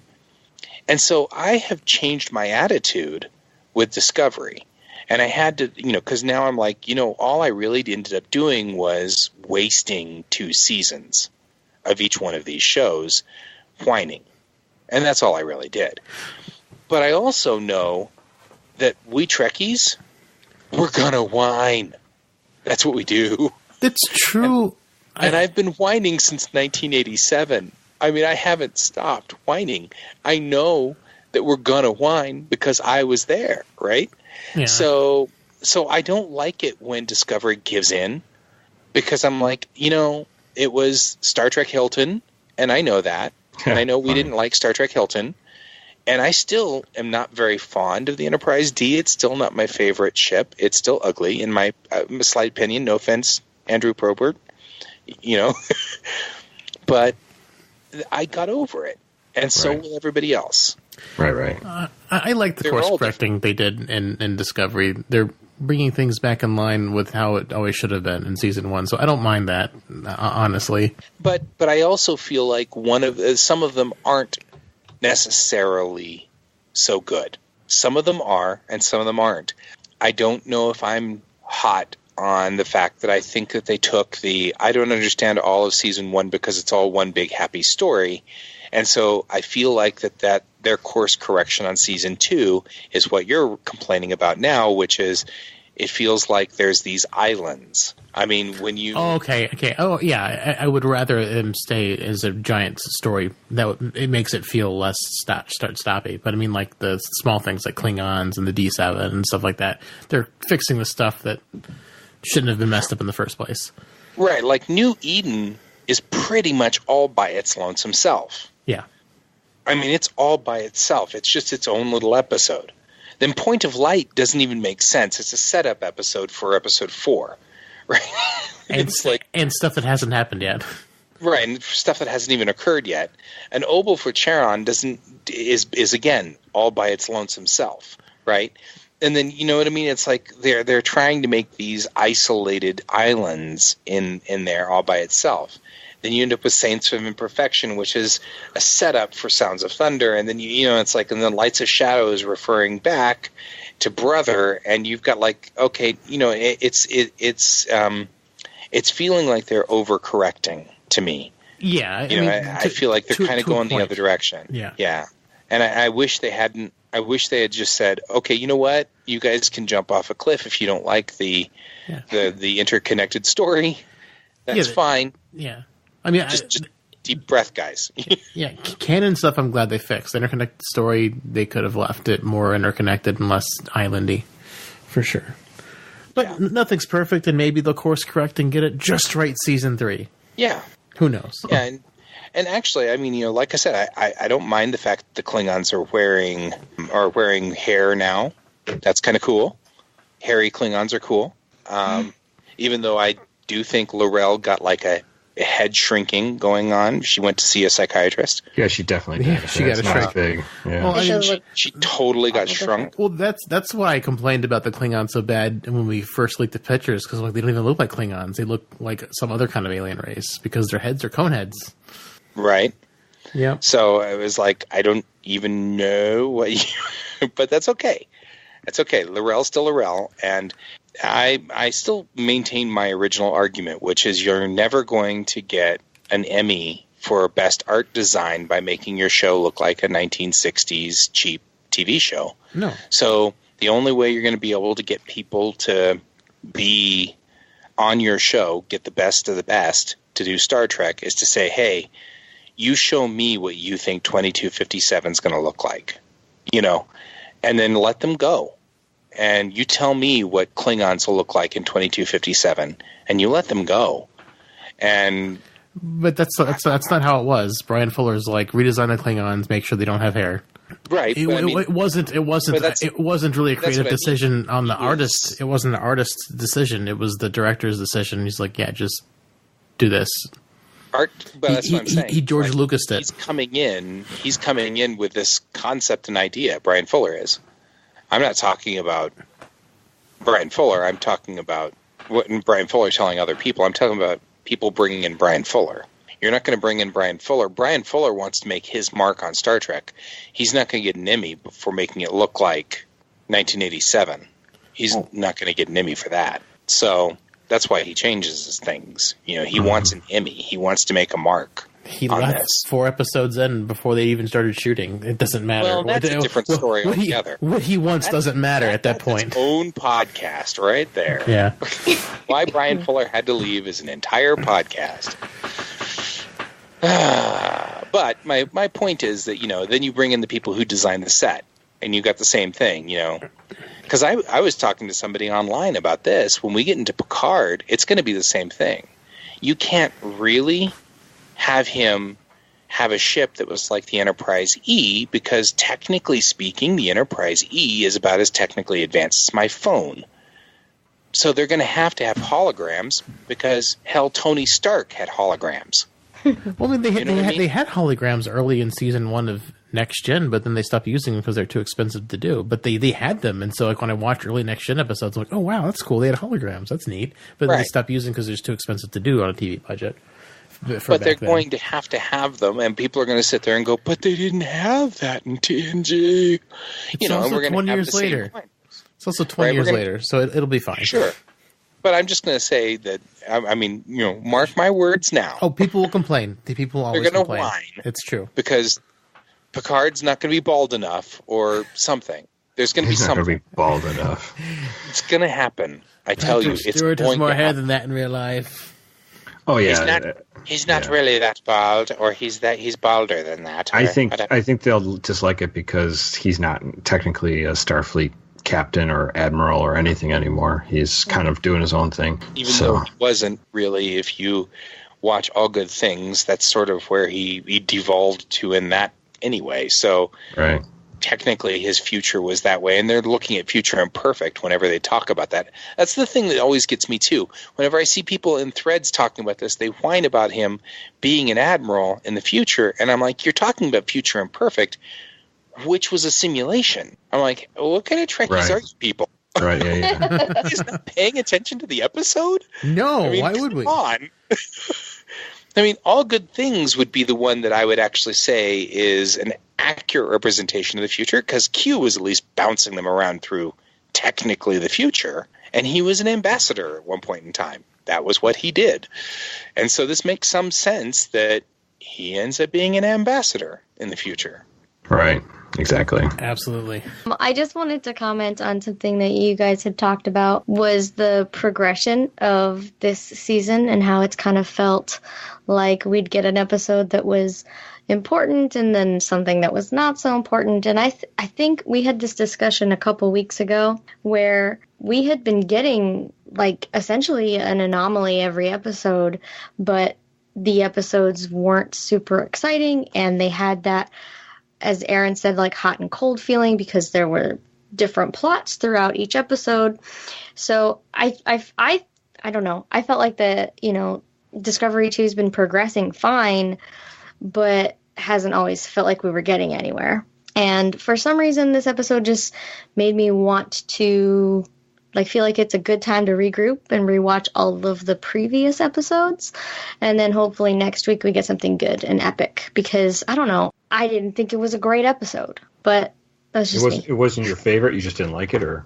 Yeah, I mean, it wasn't bad. I didn't have anything specifically bad about it, but I do feel like I need to watch it at least one more time, but I'll probably watch it 2 more times. So, I don't know. That's kind of how I felt about the episode as a whole. But, I did want to mention that I love the title sequence, and I appreciate it every week. And I'm curious if there are little hints in it that will tell us where the season will end. Well, you do see the Red Angel sprout or starship-looking wings, so... Yeah, well, they change it every time. Yeah, they changed it this episode. I noticed that. Yeah, they've been changing it little bits here and there. Yeah. The opening. I thought about that. I thought some graphic designer's entire job, they come in and go, okay, Joe, your job is to come in here and, okay, what are you going to change this time? Yeah. I don't know. I'll figure something out, Bob. I'll think of something. What do we got? Think of something. Give me the gist of the episode, pal. Yeah, what's going on, man? Yeah.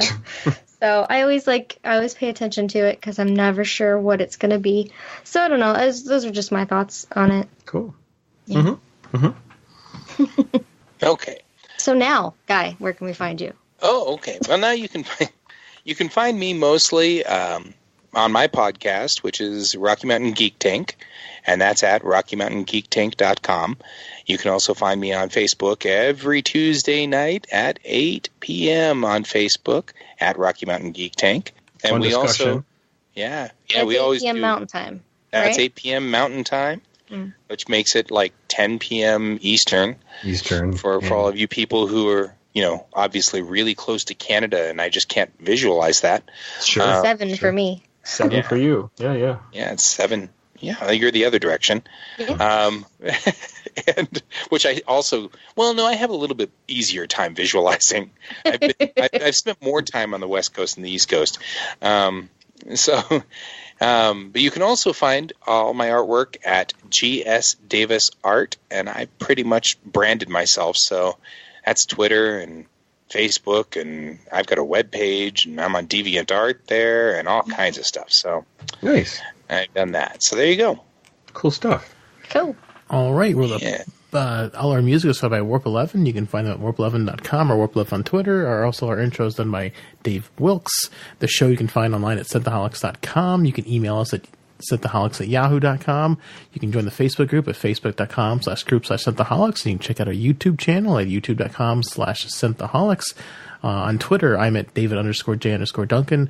The show's at Synthaholic Duo. Aaron's at Blackbird 2004. Holly's at Lunar Thistle. And Holly also has a website she'd like to tell you about. You can find me at hollymichellev.wixsite.com/voiceover. Cool. And definitely go to Apple iTunes to rate and review our show there. Please give us a nice review, and please give us 5 stars. It helps people see the show more.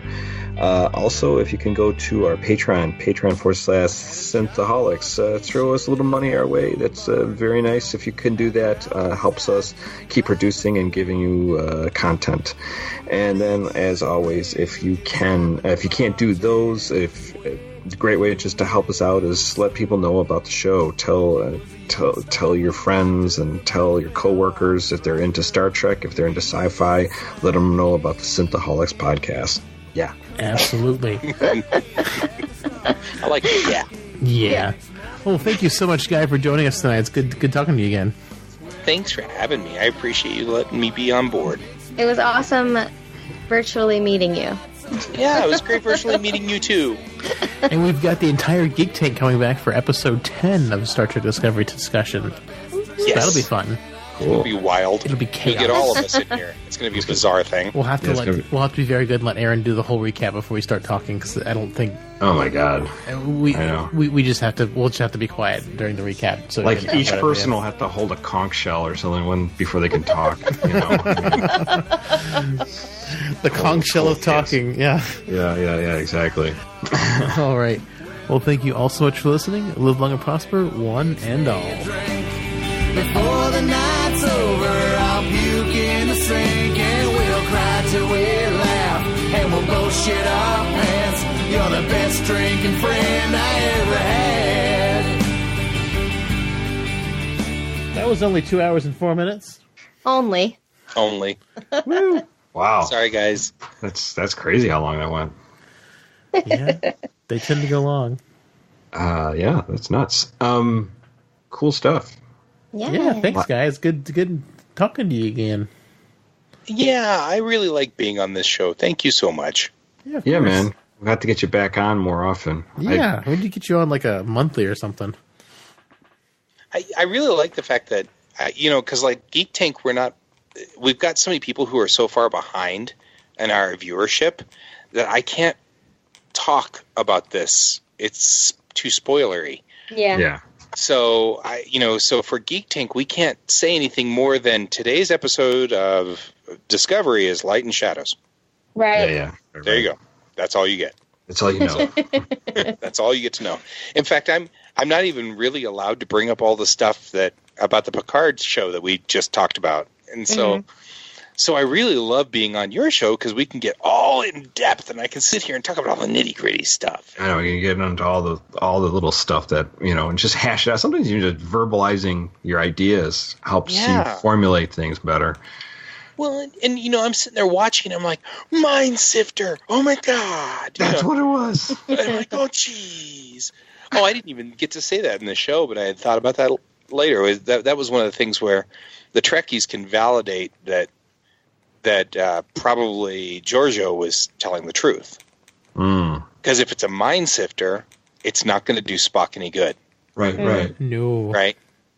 So, of course, that Burnham doesn't know that it's what a mind sifter is. Sure. But if you, as a viewer, are in the know. Know. Right. We know what a mind sifter is. And so the fact that it's a mind sifter means that we know that Giorgio is on the level. Right.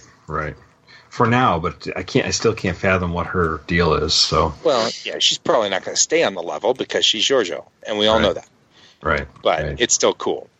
Yeah, very much it's so. Neat that having the Trekkie knowledge gives you an advantage understanding that relationship. Mm-hmm.